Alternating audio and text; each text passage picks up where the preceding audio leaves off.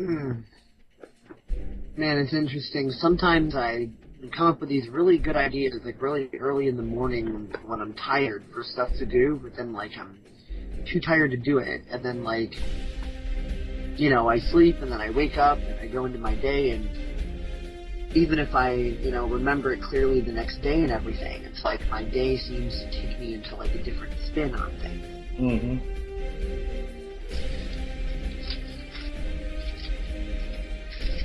Yeah. Like tonight I was like thinking of like the whole thing about recording and everything. It's like, I was thinking to myself, reflecting on a lot of the stuff I've been going through, and just thinking that, maybe I should like do a little rant or something on like the idea of the topic of the blame game, and just kind of like be like bold and sovereign enough to be able to like say the things about it that even like the most like bold speakers would pause and hesitate to say, and wonder to themselves, should I really be saying this like this, or should I maybe keep that to myself, or whatever, because it's just it gets that are too reflective on themselves, and they're not even sure if they want to go there within themselves, much less put it out there and see what they receive back. And I've just been pondering kind of like raising of the bar. Well, basically, I look at it this way: the more honest towards yourself and others that you can be, the more your abilities and clarity you receive from it. Even though it may be a bumpy ride at first, and an initial shock and maybe anger from the people that look at you, but if you're really into yourself, love yourself and trust yourself, let's not take that out of context. We don't mean sexually. We're not playing into the club themselves. It means that you can trust yourself to express yourself fully, and you let the cards fall as they may. Yeah, like the biggest thing is that like the best way to be more and more authentic with yourself is to better and better understand the blame game so that you can move out of the blame game. But it's really interesting because the more you do that, it's like the more people you're gonna like piss off, the more you are yourself. And it's like, I mean, I'm not saying that's a bad thing. It's a part of the awakening process, but like, you gotta kind of think of it like driving a car. Obviously, you're not gonna like jump into a car and drive it and hop on the expressway and stuff, before you're ready to do it. And it would obviously not be the best idea in the world to, get ahead of yourself like that, because a lot of people, I mean, they, read stuff, listen to stuff, or, all this, spiritual shit, quantum shit, or whatever, and it's almost like they feel they have to rush ahead of themselves and get it all done now, otherwise they're, like, not evolved, or they're letting themselves down, or, they're looking at all these other people like, oh, look at what they're doing. I want to do that. I want to be doing that now. So then, like, they rush into it, and then they trip up, and then, well, I guess that's the first part of the blame game. Oh, I can't do this crap. Every time I try to do it, this happens. Well, it's going to happen no matter how controlled you get the situation. Yeah, exactly. That's why my perspective, I mean, this is a big, hard lesson that I've learned myself. It's all about perspective, because the more you understand about what's happening and why, the more you can handle it, shall we say. The control you can get over it isn't the preemptive control that most people are looking for. It's that being aligned with yourself in the moment and having clarity in the moment, so that you can have clarity in hindsight. So then you can look at that and see what it taught you, and then you'll be able to do an even better job of it, the next time around, because, you'll have a little more, a little more, a little more. The process isn't really to avoid shit and making a rendezvous. It's to be able to just kind of elegantly dance through it unscathed. And you have to exit the blame game in order to be able to do that. So, all right, because no matter how delicate you place it, if you're in judgment that someone may take it wrong, you bet your ass they're going to take it wrong because you just created that event to happen.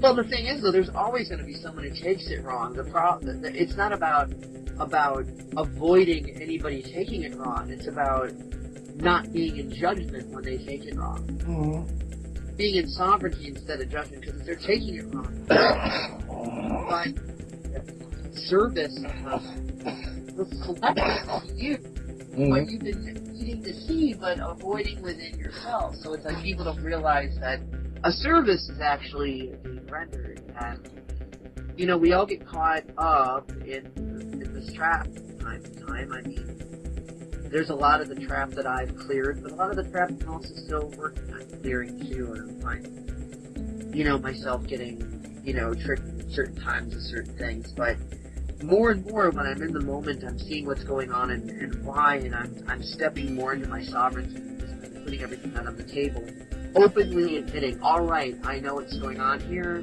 I'm taking my responsibility for my part of it. I'm aligning with my sovereignty. I'm not going to be in resistance to you, the other person, but at the same time, I'm not going to back down either, because it was like that, that back down, that cowardice, that throws us into these fucking loops. It's like we get into a position to be sovereign because someone's trying to reflect something to us, and we need to return the reflection so the balance can be achieved. But instead, we recoil, thinking, "Oh my God, I can't say that. I can't do that. I can't. I should. I shouldn't. Da da da da da. Otherwise, it's gonna make me this horrible person that's, guilty of something, and it might do something to hurt them, or they might take it in such a way to where they're gonna hurt themselves. I might get blamed for shit, and I don't like that experience, and I don't want to deal with that. Mm-hmm. But the fun thing is, it's the avoiding of that experience which perpetually creates exponentially more of that experience. Mm-hmm. Then there would have to be created in the first place. So it's like a cat chasing its fucking tail, and almost like the cat's afraid to stop chasing its tail. Oh my God, what's gonna happen if I stop? Mm-hmm. And it's just a really fucked up paradox. Mm-hmm. This is one of the times you gotta remember that Bashar said, paradox is your friend.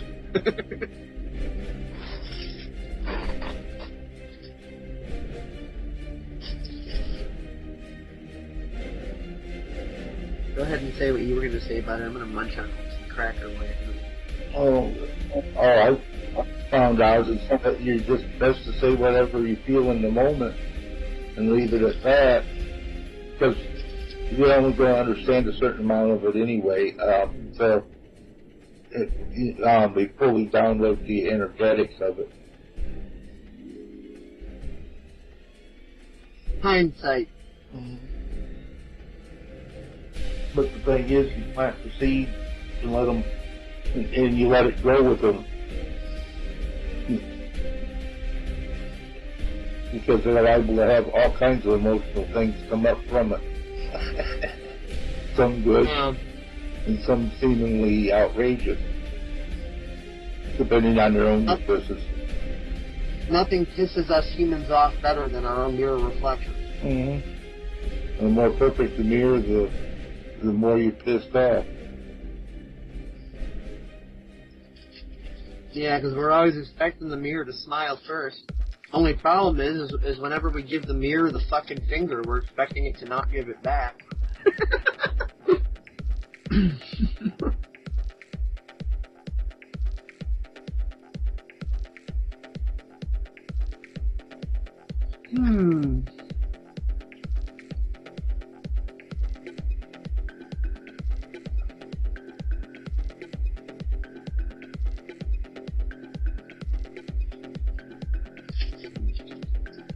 Definitely an interesting scenario when it's between men and women too.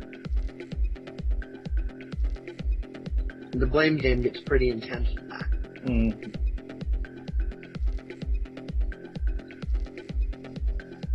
I mean, it's like, people, especially these days, especially the ones that haven't known me long enough to know better, they look at me and it's like, oh Dave, you're so crazy, you're so brave, you just get up there and you say this, and you do that, and you just speak your mind, and you're just so out there, and you're so brave, and I wish I could be that brave. And it's just like, remember how Rebecca Jernigan likes to say that we're all recovering control freaks? Yeah. We're also recovering cowards. It's just like, people don't realize just like how much I love this A that I haven't been able to bring myself to say yet. Like, I'm still figuring it out now. Or, even how much subconscious stuff that I don't even realize that I have to say until it leaks to the surface. Mm-hmm. And I'm looking at it like, oh, well, what the fuck? Yeah, it's like it's like the water boiling over. Yeah, something comes to the surface that's fucking with you. You didn't realize it was there because you had it like repressed, and like you could see that. Oh yeah, that started that one day when I was, 10 or 13 or whatever, and just kind of spiraled from there. And I got so used to it that I forgot it even existed, but it was still a program that was running. It's just like, fuck. I've had many moments of realization like that, especially recently, and I'm looking at it like, wait a minute, what? I'm still not over that? Are you fucking serious? Like, are you kidding me? I thought I was over that a long time ago. Apparently not. Mm-hmm. And I'm just like, but that's the process of getting over something, is when you realize that you think you're over it, but then you're not, and then you realize that you're not, and then you're just kind of seeing the mechanics of it, and then see, oh, okay, now I see, what I need to do to get over this, and you start to understand the process of it better, and you understand that it's not a simple matter of just making a split-second decision and boom, magically you're over something. Not really the way it was solved. I mean, you could make a choice in a split second, but a choice is an action that begins the other action. It's the beginning of the journey of getting over something. It's not like, okay, I'm making a choice and boom, it's done now, I'm completely over. Because, I mean, granted, I tell people that, yeah, it's easy to shift. It's choice. You don't need to do anything overly complex or whatever. You need to shift in the moment. It happens in a split second. All you have to do is choose and shift. And, yeah, that is true, but let's, put it in context. I'm talking about for one little thing within that one little moment. I'm not talking about the totality of anyone's baggage. Right, you only attack on what comes up. It's already surfaced. Yeah, I mean, not what's going to surface afterwards because of the act of starting something. Oh yeah, because everything's always a catalyst.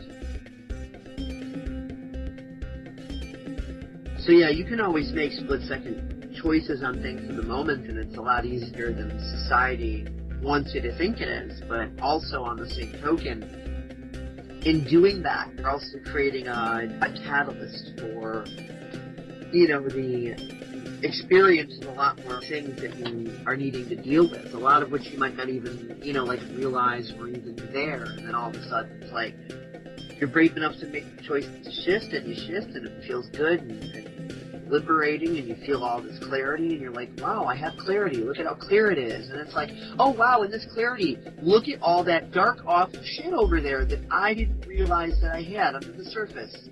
And now I can see it. And now I have to face it and deal with it. Oh, fuck. You know? So it's like, clarity just becomes an oh, fuck. You know, like, man, I was just feeling good that I just got past something, which expanded my clarity. Mm-hmm. Now I see all this other fucking shit that now I have to, like...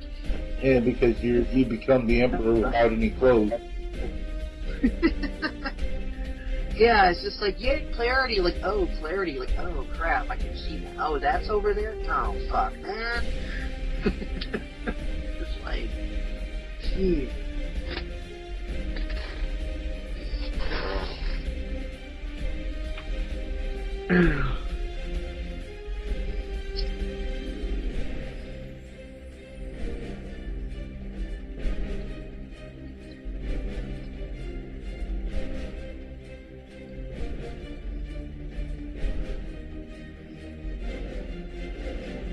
One thing I've also been, you know, coming to terms with as well is that, just, you know, naturally for all my life, even when I was a kid and whatever, I've always been what, you know, you might term to be a gentleman in regards to the ladies, and, you know, in this society, that sort of thing can backfire a lot. And one of the big backfires that, like, started to, like, surface in 2010, and I think has become more and more prevalent for me in 2013,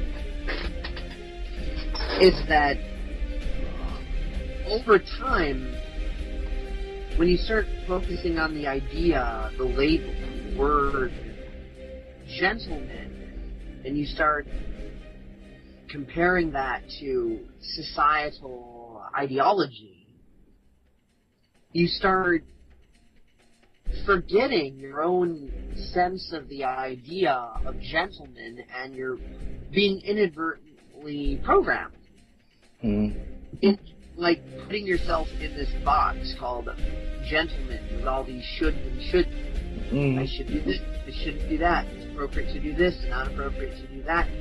And it's like your own sense of gentlemanliness gets overridden, because the natural gentlemanliness is, I want to do this, I don't want to do that. That's sovereignty. But over time, it starts switching out with, I should do this, otherwise I'm not a gentleman. I should do that, otherwise I'm not a gentleman. So then, like, that programming starts creeping in. It starts switching you over from I want and I don't into I should or else and I should or else.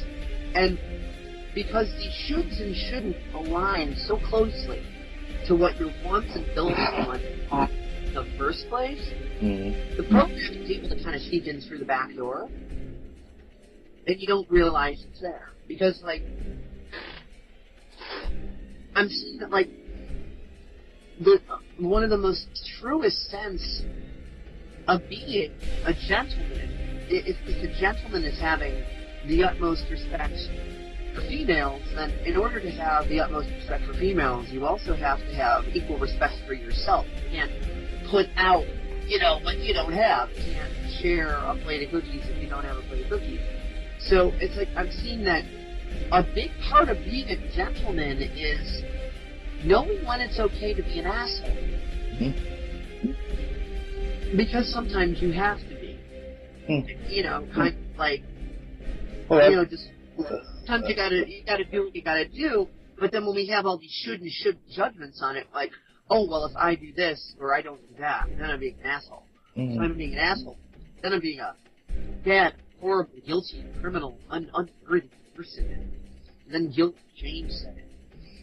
Mm-hmm. And quite frankly, I mean, because, you know, circumstances in life are not perfect.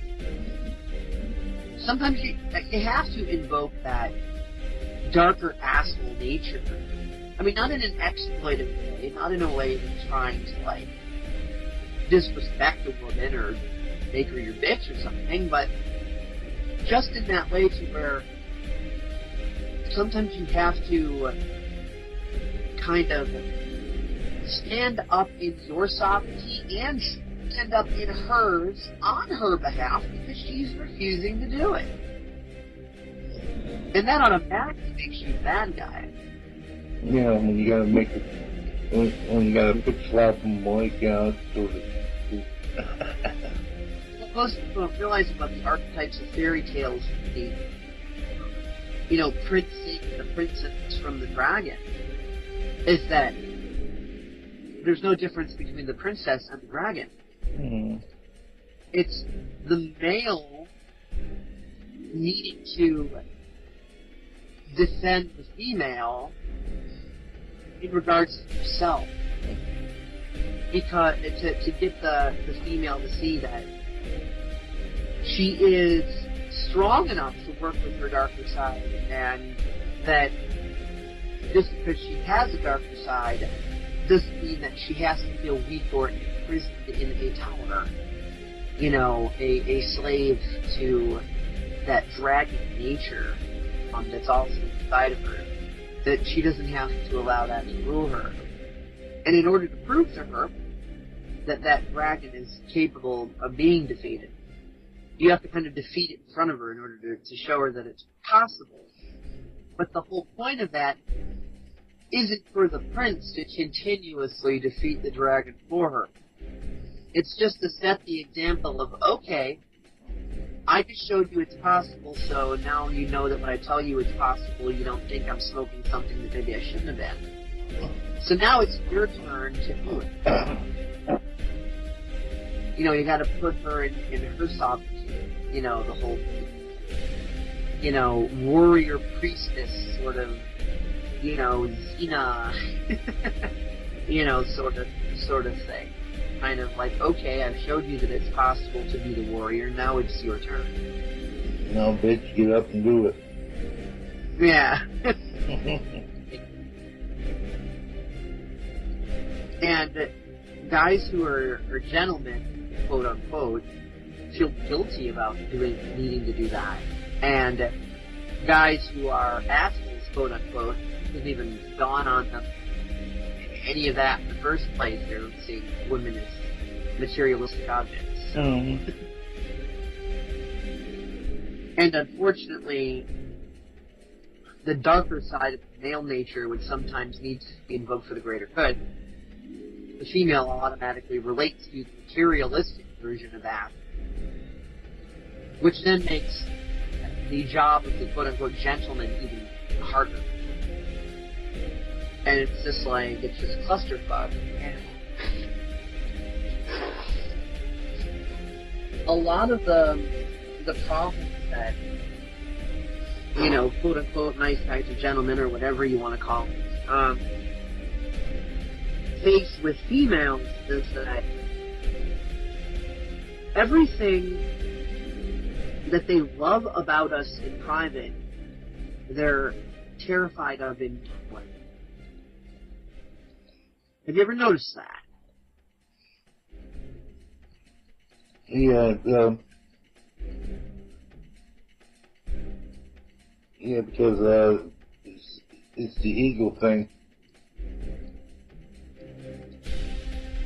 So basically, in private, they're telling you everything they love about you and saying, oh, you have the right to be you, and you're great, you're wonderful, and you're awesome. And you tell them, well, I'm not perfect, you know, I'm not as, oh, well, that's okay.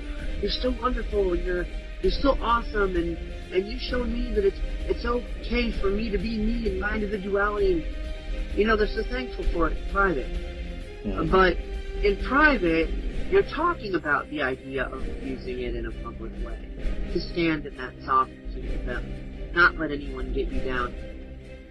At the same time, respect the fact that the way people are going to react at you when you're a sovereign individual, that's not about you, that's about them, being that inconvenient mirror for them.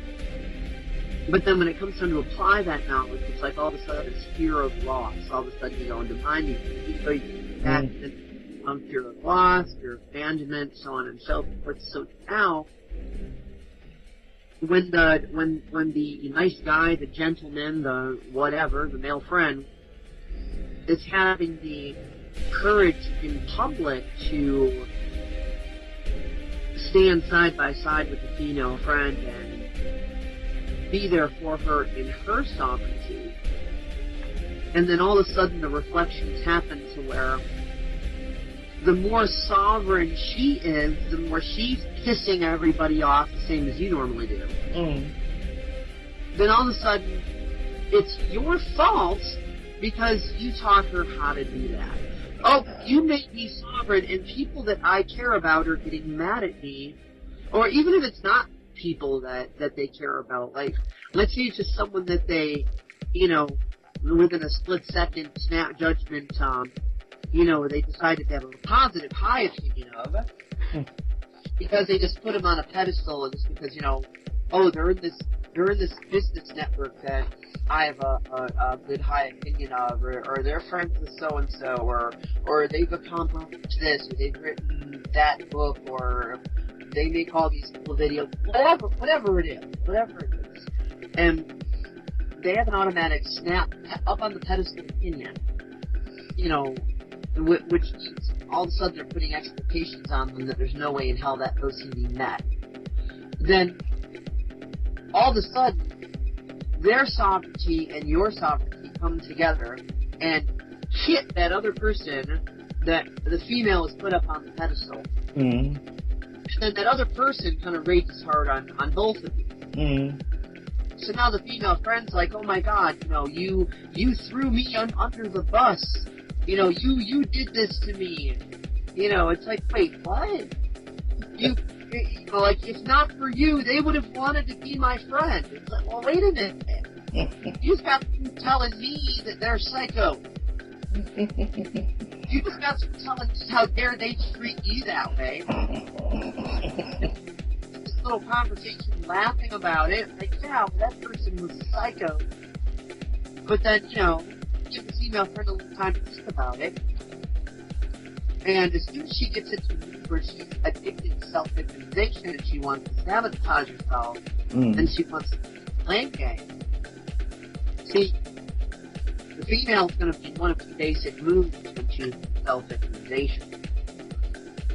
Either she's in the mood to blame herself or she's not. If she's in the mood to blame herself, then everybody else can do good but her. When she's not in the mood to blame herself, she wants to see everybody else bad guy, then it's everyone else's fault that this has happened to her. So then the gentleman, quote unquote, being the convenient target, automatically starts getting blamed for the actions of other people around him. And the obvious starts to hide in plain sight because, girl wants to feel justice. She doesn't want to see reason. She's not wanting to feel sovereign. She's not wanting to align with her joy or her empowerment or be productive or work on any solutions or nothing. None of that. She just wants to feel justified in her misery. So the most convenient person to attack is the person who is currently the most complete opposite what she's feeling right now. Because misery wants company, and misery feels powerful when you can grab onto something that is the total opposite of it and pull it down into its prison. It feels very accomplished. It's like, yeah, I'm powerful. I took that polar opposite of me, and I totally reeled it in and merged it with successfully.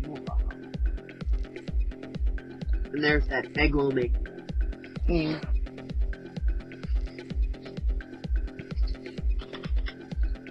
Well, that's why people get so upset when one becomes detached and doesn't defend.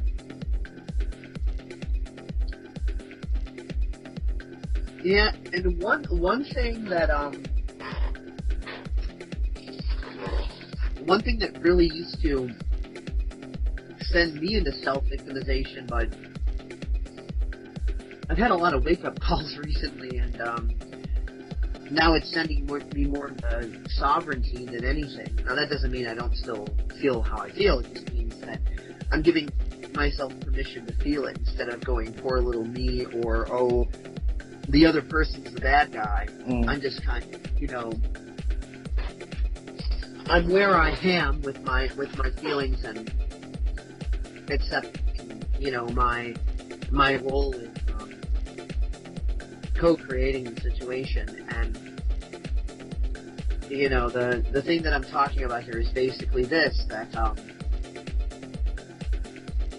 when a male friend finally helps a female friend to see that, she is deserving and worthy of support, and she has the right to make her needs known, and that she even has the sovereign right to stand up to you. That if she feels you're, not doing what you're supposed to do, that she even has the sovereign right to stand up to you. When you get her into that mode of sovereignty,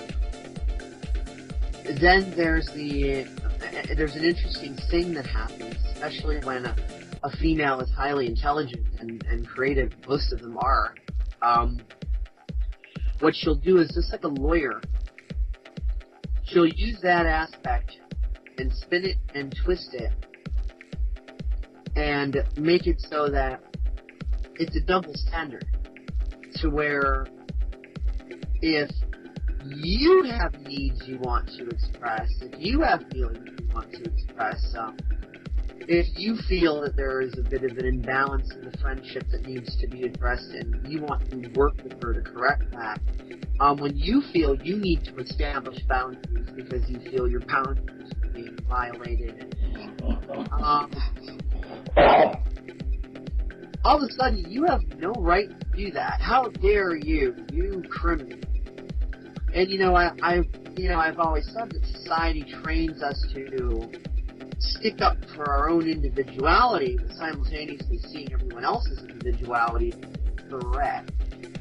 So everyone is sticking up for their individuality, but simultaneously seeing others as a threat.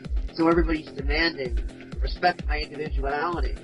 But then when they get that demand back in their face, they still, and it gets twisted into, oh my God, my individuality is being attacked.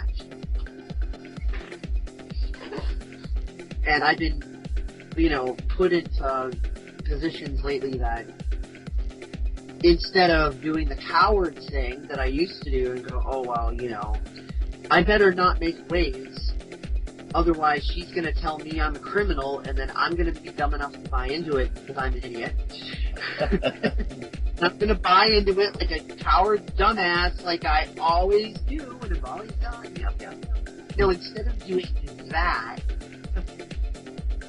what I've been learning to do is, well, basically exactly what I just illustrated here, to illustrate the dynamics of the situation, to explain that, and to admit my own cowardice, and to admit my own stupidity, and to take responsibility for my part in it, and make sure the other person knows, look, I'm not blaming you for anything.